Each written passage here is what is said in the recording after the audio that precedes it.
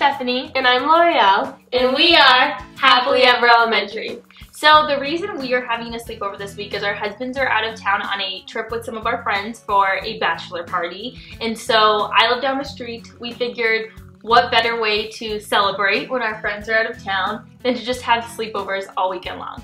So we've been having so much fun and actually getting a lot of work done. We even made like a big to-do list of all the projects that we have that we want to finish. But we're going to share with you guys, like any sleepover, we're going to be sharing some embarrassing stories. So if you have sleepovers with your friends or when you were younger and you share those stories, we're going to do that with you guys today.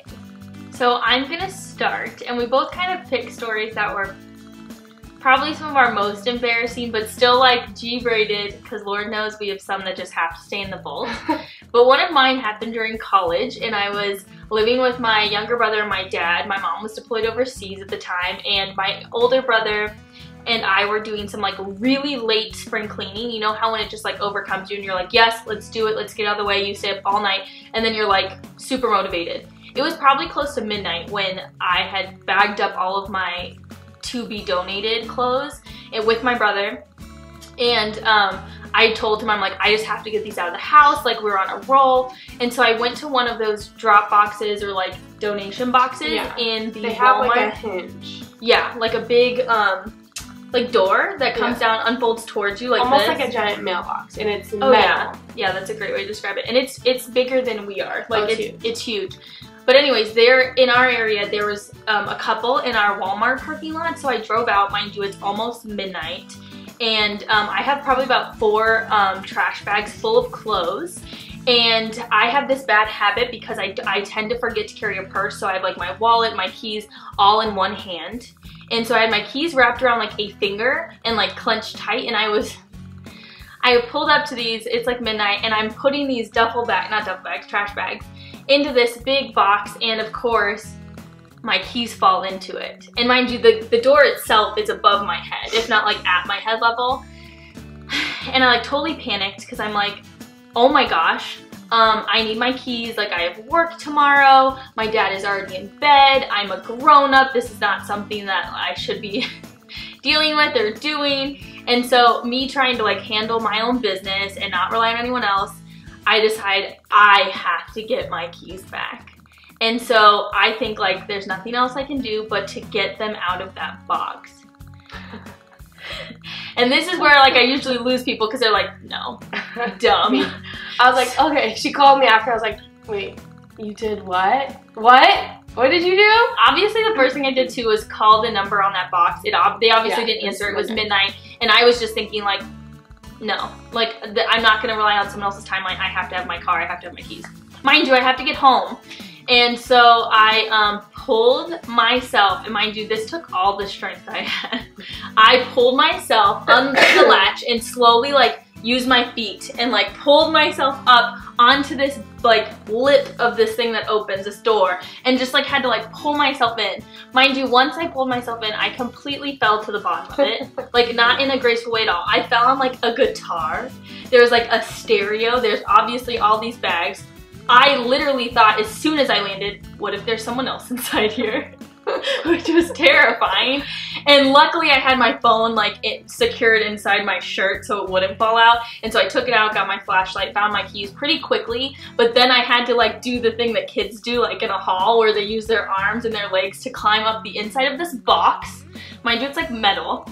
And then I had to pull myself again through this hole and basically cartwheel out of it. And when I pulled myself out, there was a police officer that pulled up right next to my car that must have seen me pulling myself into this box, and he was just so gobsmacked watching me like cartwheel out of this hole in this box that he drove away and didn't say anything. And I was covered in bruises and it was very painful, but I got my keys, dropped off my stuff, got in my car, and I went home. But it's like one of those things where everyone's like, why? It's my favorite story. Like, why did you do that? And has anyone else ever done that? And please let us know if you have ever done that, because she needs someone to commiserate with. Because not very many people relate on the level of like, oh yeah, just go in the box. But you know, you gotta do what you gotta do. Yeah, it was scary. To be honest, I left that situation thinking if I did for some reason ever end up homeless, that would be a really warm place to sleep at night. Don't get any ideas.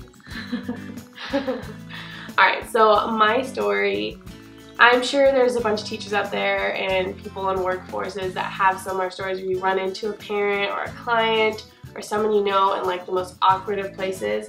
And I know there's so many different stories. If you guys have ever run into a parent at an awkward place doing something you shouldn't be doing, drop it in the comments below because we love hearing about it. Because we live in the community we teach in, so we run into our kids looking our best, looking our worst.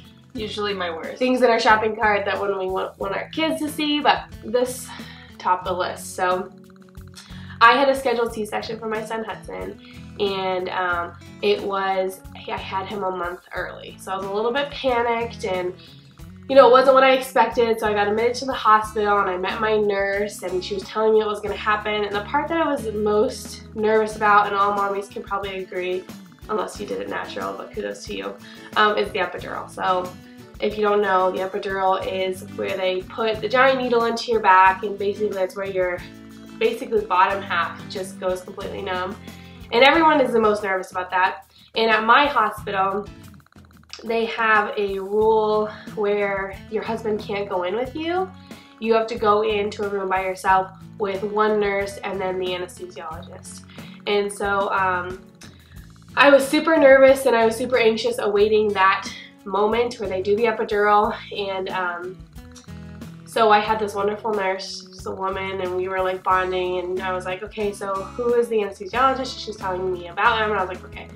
Didn't recognize the name, nothing weird. And then the nurse says, we had a schedule change, we have a different anesthesiologist, she's gonna come and introduce himself. I was like, okay, great. My mom was in the room with me, and the gentleman walks in, and I looked over at him, and my face dropped because it was one of my students' parents. And you might think, like, no big deal, he's just your anesthesiologist, at least not your doctor. But he immediately started to get, like, what I thought was, like, nervous. And I was like, okay, why is he so nervous? You, like, said, hey, Miss Hemingway, what weird term to see you? And I was like, yeah, no big deal, you know.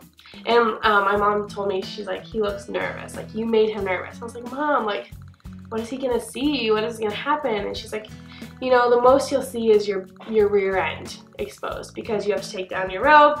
And I was like, okay, like, showing your butt to a parent is, like, not ideal. So it's like, okay. But I was like, okay, at least it's fine. But he was nervous. I'm like, the last thing I want is a person putting a huge needle on my back to be nervous.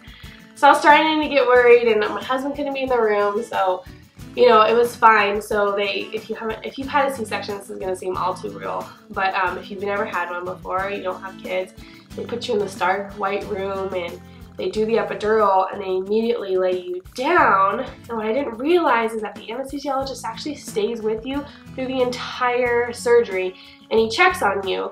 And because I was having a C-section, I assumed, like, okay, my stomach may be exposed. And what I didn't know is that during your C-section, your bottom half is completely exposed. And they, like, lay you down on the table, everything, you know.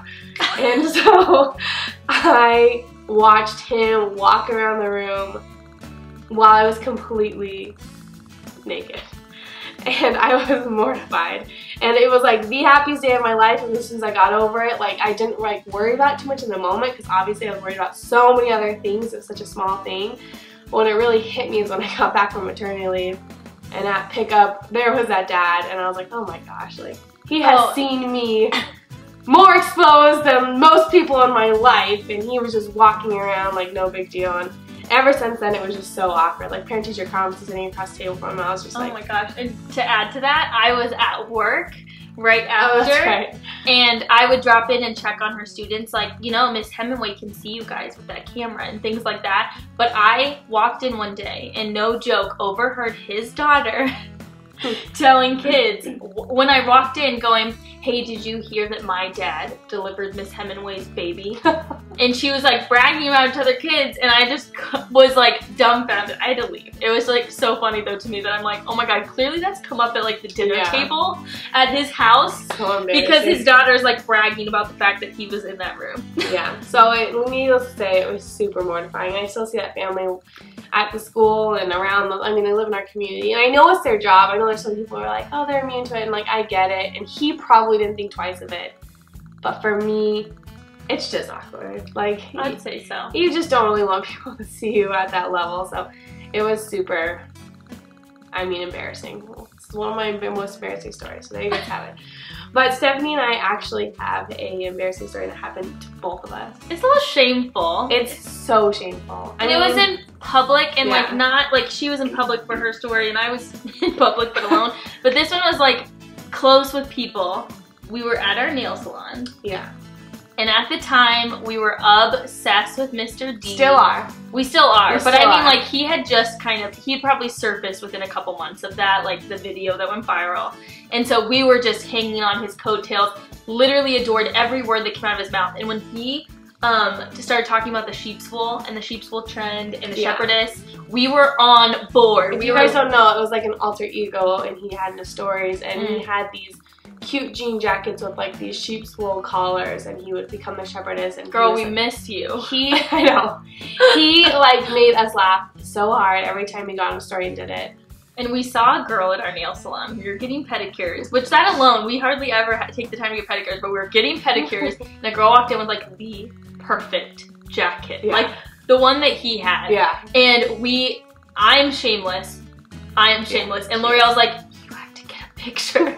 you have to get a picture. And I was like, I don't know, like, she's gonna see. And sure enough, I was like, you know what? She's looking down at her phone, like, I'm just gonna snap a picture. And so like, we tried a couple times, and she's holding the baby. I forgot about that. You're holding the baby. And we wanted a clip of me saying like sheep's wool and then pan over. So we had to do a couple takes to get it right.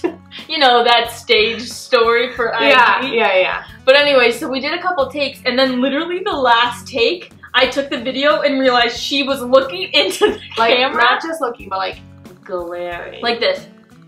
Yeah. And I like just saw it in my phone. Like I wasn't looking at her face, but she was looking into my phone. I literally was like, L'Oreal. Like, she caught us. And so we stopped, and we were like giggling because we were uncomfortable that she caught us. We weren't giggling because we're like, oh my gosh, like, look at her and her sheep's wool. Like, no, we were giving her praise. She just didn't know it. It was out of context. But the moment had actually passed, and we were like, okay, like, let's put our phones down and be mature adults. But she took it upon herself to, when it was her turn to get her nails done, because she was like in the waiting area, she like walked by us. And what did she even say? She made like the rudest comment. She said, if you're gonna take, what did she say? If you're gonna make fun of people, do it to their face. So yeah, if you're gonna take pictures of people, you might as well make it less obvious. That's what she said. You're gonna take pictures of people, you might want to make it less obvious. And we had like, we felt horrible. We did, and like I wish we would have went up to her and been like, hey, can we just like snap a pic with you? Yeah, like, we want to let you know it's not you. Your jacket reminds us of someone on Instagram, and we just... She didn't understand that we were not laughing at her. No. We were laughing at ourselves. Yeah. And trying to snap a picture of her. You guys have been there. When you see something, you're like, we have to capture it. For sure. It was one of those moments. It was not like, let's take a picture of her. And we really felt bad, and our poor nail tech was like... We froze. Our nail tech was like, what did she say? And we were like, we don't know. We have no idea who she is.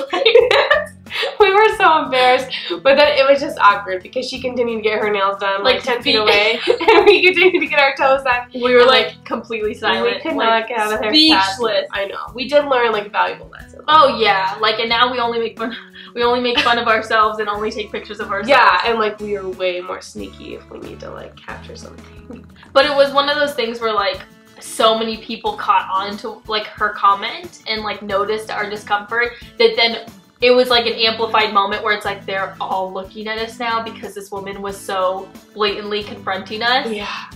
So like L'Oreal said, we could not get out of there fast enough. We totally learned our lesson, but it was very embarrassing. And mind you, we had just started our pedicures. I know.